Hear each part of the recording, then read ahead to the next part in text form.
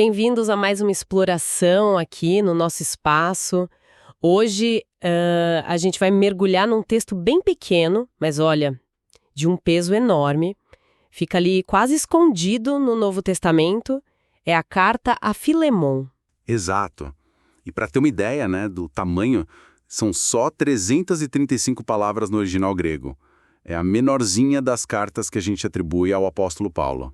Bem pequena mesmo. E para guiar nossa conversa, a gente está usando vários comentários, estudos bíblicos, material que já, sabe, esmiuçou essa carta. Sim, tem bastante coisa escrita sobre ela.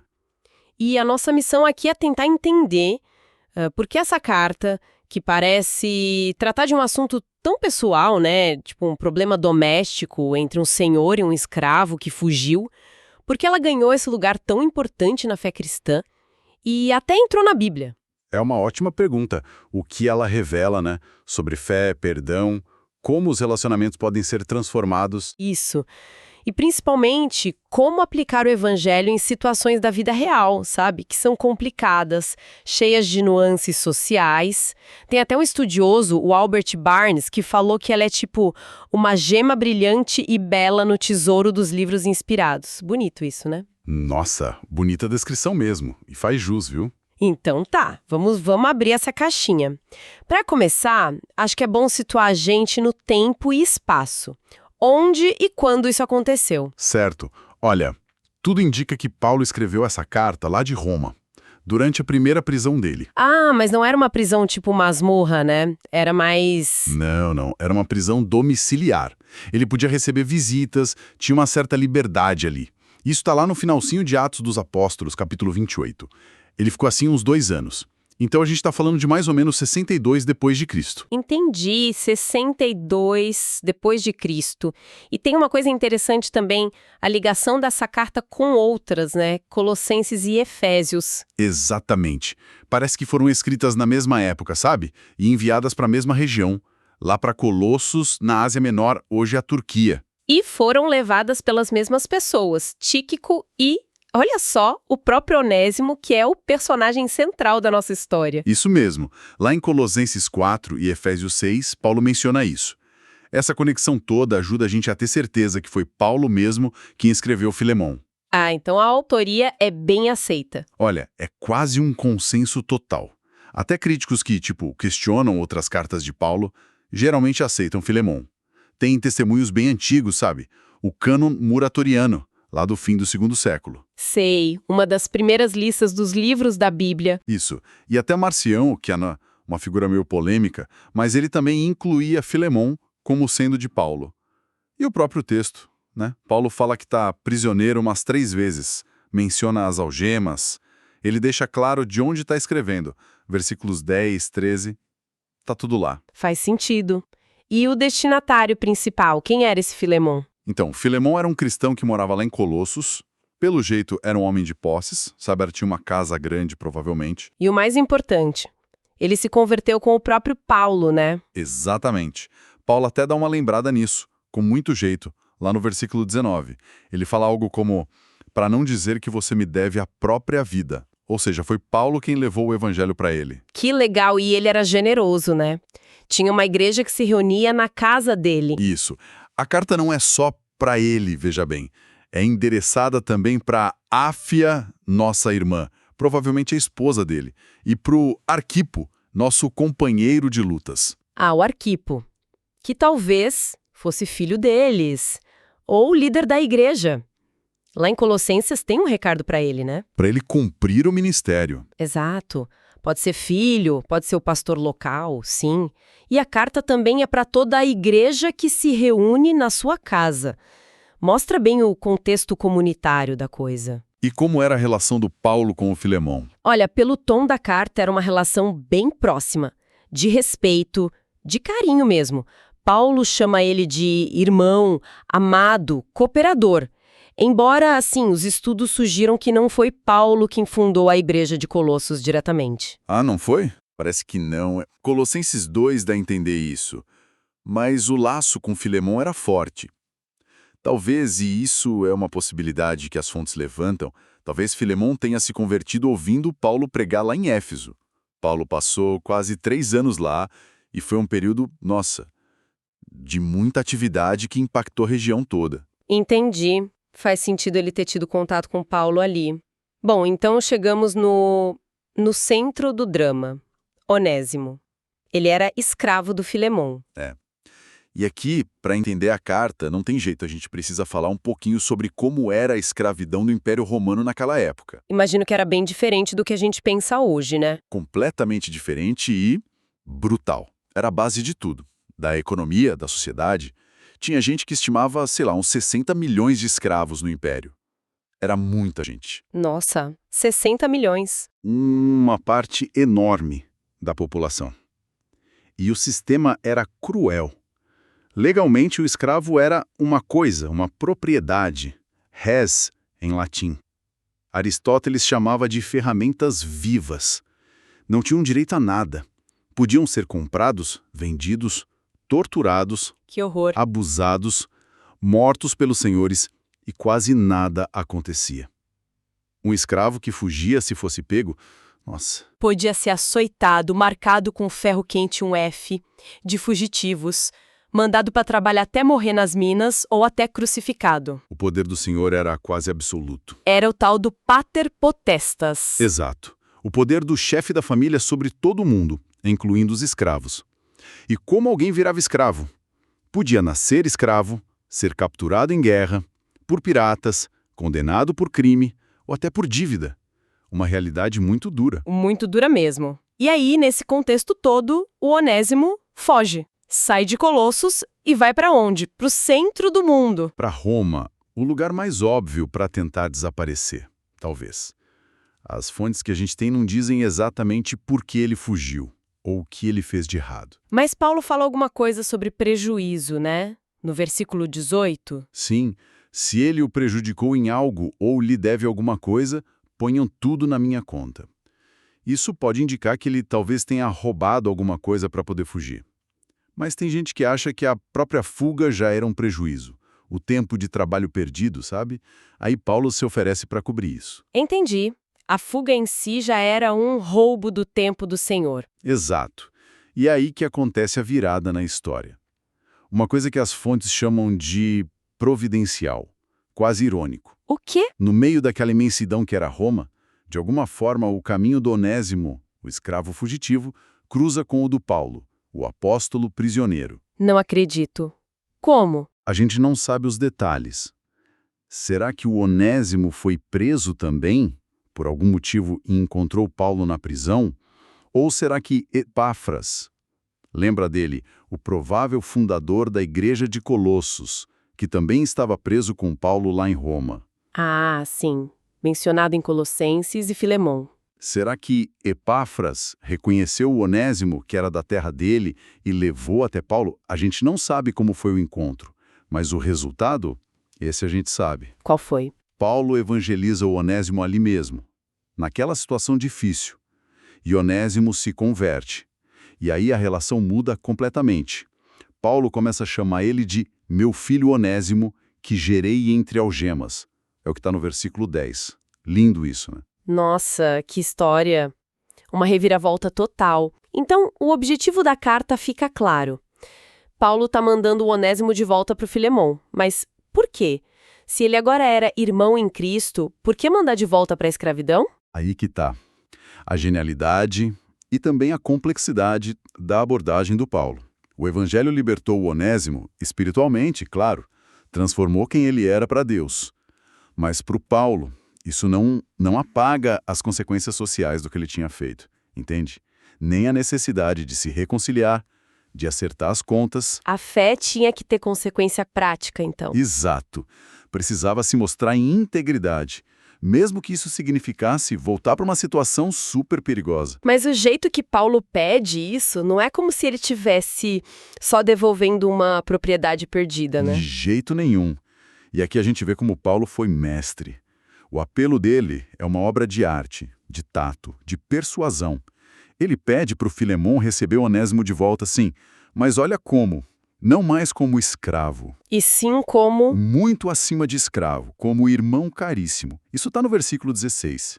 Cara, isso é dinamite pura dentro daquela sociedade romana. Evolucionário, né? Totalmente. Ele está pedindo para o Filemão olhar para Onésimo primeiro pela lente da nova família em Cristo, não pela hierarquia de senhor e escravo. Colocar a identidade espiritual acima da condição social. Isso era...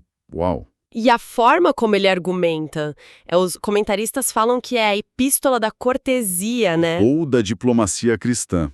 Exato. Paulo tinha autoridade para mandar, ele mesmo diz isso no versículo 8, mas ele escolhe apelar. Em nome do amor, como ele fala no versículo 9. Ele usa a idade dele, a prisão. Sim, Paulo o velho, prisioneiro, apela para a amizade deles, se você me considera companheiro. E como a gente já falou, lembra o Filemão da dívida espiritual que tinha com ele. É uma aula de inteligência emocional, de relacionamento. E tem a parte financeira também, que é impressionante. Ele se oferece para pagar. É fundamental. Ele diz, lá nos versículos 18 e 19, se ele o prejudicou, ponha tudo na minha conta. Eu, Paulo, escrevo isto de próprio punho. Eu pagarei. Ele vira o fiador do Onésimo. Assume a dívida dele. Puxa! E muitos teólogos veem nisso uma ilustração muito forte daquela doutrina da imputação, sabe? A ideia de que a nossa dívida de pecado foi colocada na conta de Cristo na cruz. Ixi. Ah, entendi a ligação. A dívida do Onésimo na conta de Paulo. Nosso pecado na conta de Cristo. Exatamente. Paulo está vivendo na prática o evangelho que ele prega, assumindo o custo da reconciliação. E tem aquele jogo de palavras com o nome do Onésimo, né? Que é genial. Ah, sim. Isso é fantástico. Onésimo, em grego, quer dizer útil, proveitoso. E Paulo brinca com isso no versículo 11. Como é que ele fala mesmo? Ele diz, ele antes lhe foi inútil a Crestos, mas agora é útil, eu, Crestos, tanto a você como a mim. O escravo fugitivo, que antes era só prejuízo, inútil, agora transformado pela fé, se torna de verdade útil. Útil para o Filemone e para o próprio Paulo? Sim, Paulo até diz que queria ficar com ele ali ajudando na prisão, versículo 13, e tem mais, no versículo 15, ele sugere que talvez o Onésimo tenha ficado longe por algum tempo para que você o tivesse de volta para sempre. Nossa, a separação pela fuga permitiu um reencontro eterno. Exato, e numa base totalmente nova, não mais como escravo, mas como irmão para sempre. Que sacada do Paulo. Que profundidade! Essa transformação de inútil para útil vai muito além do trabalho, né? Fala do valor da pessoa em Cristo. Sem dúvida. Fala de propósito redimido. Então, tá, se a gente fosse resumir, quais seriam as grandes lições, assim, os pontos chaves que essa cartinha tão pequena nos ensina? Acho que a primeira coisa é esse poder do evangelho que quebra barreiras, né? Com certeza. Primeiro ponto-chave. A carta mostra como a identidade em Cristo foi feita para, tipo assim, subverter por dentro as hierarquias sociais da época. O evangelho chega no senhor rico, Filemão, no intelectual judeu, que era o Paulo, e no escravo fugitivo, Onésimo, e une todo mundo numa família só, onde o mundo levantava muro de classe, de etnia, a fé criava ponte. É o que Paulo fala lá em Gálatas 3 e Colossenses 3, né? Não tem mais judeu nem grego, escravo nem livre. A igreja tinha que ser a prova disso. E isso leva direto para o segundo ponto, a igualdade fundamental em Cristo. Pedir para receber Onésimo como irmão caríssimo era isso na prática. Correto. Segundo ponto-chave. Diante de Deus e dentro da igreja, a condição social perdia a importância principal. Filemão ainda era o senhor legal do Onésimo, sim, mas Paulo desafia ele a se relacionar com base na nova realidade espiritual, a fraternidade. Não acabava com a lei de fora, mas mudava tudo por dentro da igreja. Exato. Esvaziava o poder daquela estrutura ali dentro. Terceiro ponto. A providência de Deus, né? Agindo no meio do caos. A fuga do Onésimo, que podia ter sido um desastre. Vira o caminho para a salvação dele. É o terceiro ponto-chave. Deus é tão soberano que usa até as nossas falhas, as circunstâncias ruins, para cumprir os planos dele de redenção. Lembra a história de José, lá no Antigo Testamento? O mal que fizeram para ele virou bem. Verdade. E ligado a isso, a graça alcançando quem a gente menos espera. Você falou que Lutero disse algo como todos nós somos Onésimos. O que isso quer dizer? Quarto ponto-chave. A história do Onésimo é tipo um resumo da graça de Deus que alcança qualquer um. Ninguém está tão perdido, tão inútil, que não possa ser achado e transformado pelo amor de Deus. Assim como Onésimo, fugitivo, endividado, foi achado e acolhido. A gente também, como pecadores, é encontrado e reconciliado só pela graça, né? Não por merecimento. Exatamente. É a essência da teologia cristã. E o quinto ponto, que é central na carta, o perdão. O pedido principal para o Filemão é esse. Sem dúvida. Quinto ponto-chave. O perdão radical que a gente recebe de Deus tem que ser a base dos nossos relacionamentos. É o óleo que faz a coisa funcionar. Paulo usa a própria experiência do Filemão, com a graça como motivo para ele perdoar o Onésimo. E, por último, a carta fala também de reconciliação e de acertar as contas. Não era só crer, tinha que voltar, né? Sim, a restituição. Sexto ponto-chave. A fé de verdade busca restaurar o que foi quebrado e exige integridade, incluindo a coragem de reparar o dano que a gente causou. A volta do Onésimo, mesmo sendo arriscada, era parte disso. Mostra que a graça transforma e leva a gente a fazer o certo. Onde o pecado separa, o evangelho une. Onde causa prejuízo, busca consertar. Faz todo sentido. Exato. Mas aí vem aquela pergunta, né, que muita gente deve fazer. Se o evangelho é tão poderoso assim, promove essa igualdade toda, por que o Paulo não condena a escravidão de frente ali? Por que ele manda o Onésimo de volta para essa situação? Essa é a pergunta de $1 milhão, né? É super complexa, muito debatida. O que a gente vê na carta e em outros textos do Paulo não é um chamado para revolução social, para acabar com a escravidão na marra. Por que não? Provavelmente porque a escravidão estava tão entranhada na estrutura do Império Romano, uma ordem direta para acabar com tudo podia ser vista como rebelião, colocar a igreja em risco de perseguição ainda maior, sabe? Entendo. Seria perigoso. Muito. Mas, e aqui vem o sétimo ponto-chave, ao insistir que Filemão receba Onésimo como irmão caríssimo, ao apelar para o amor, Paulo coloca princípios que vão minando, por dentro, as bases morais e espirituais da escravidão. Ah, então ele não ataca de fora, mas planta algo transformador lá dentro. Exatamente, é como um vírus do bem. Um comentarista diz que essa carta cria uma atmosfera na qual a escravidão só poderia murchar e morrer. Ele redefine a realidade de dentro para fora, focando na relação pessoal, na identidade em Cristo acima da lei. A solução vem pela redenção, não pela revolta. Uma estratégia de transformação mais profunda. Talvez mais lenta, mas que ataca a raiz do problema, que é ver o outro como menos humano. Faz sentido. E tem aquele resumo do Meyer Perlman que você mencionou. Sim, ele destaca vários valores na carta. O valor pessoal, que mostra o caráter do Paulo, amor, tato, humildade. O valor providencial, Deus agindo no meio da dificuldade. O valor prático, que mostra que ninguém está perdido demais para a graça. E o valor social, que é isso que a gente está falando. O cristianismo unindo gente diferente e desafiando a injustiça pelo amor, pela nova identidade em Cristo. E faltou um. Ah, sim, o valor espiritual. Que é ver a história toda como uma imagem da nossa salvação. Onésimo é o pecador fugitivo. Paulo é o intercessor tipo Cristo. Paulo assume a dívida, que é a imputação, e Filemão é como Deus, que recebe a gente por causa do amor do intercessor, pela graça. É uma leitura bem rica, né? Mostra a teologia profunda escondida ali. Nossa, é impressionante mesmo. Uma carta tão curta, tão pessoal, quase um bilhete, né?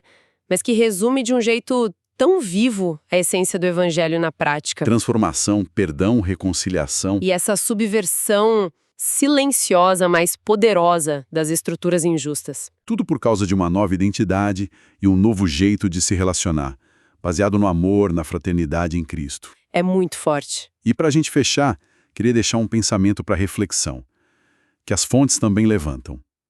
Lembra do versículo 21, onde Paulo diz para o Filemão: escrevo-lhe certo da sua obediência, sabendo que você fará ainda mais do que peço. Lembro. O que seria esse ainda mais? Então, muitos estudiosos desde lá de trás Acham que Paulo estava, assim, bem sutilmente, mas de forma clara, incentivando o Filemon a não só perdoar e receber o Onésimo como irmão, mas a dar o próximo passo. Que seria? Libertar ele legalmente. Conceder a alforria, a manumissão. Uau! Isso seria levar o irmão caríssimo às últimas consequências. Exatamente. Não está escrito com todas as letras, mas a sugestão é forte. E isso deixa uma pergunta para a gente hoje, né?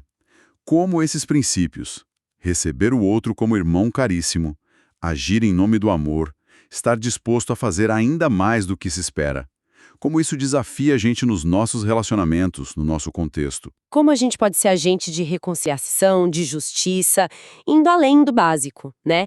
Especialmente onde tem desigualdade, ferida, relação quebrada. Exato.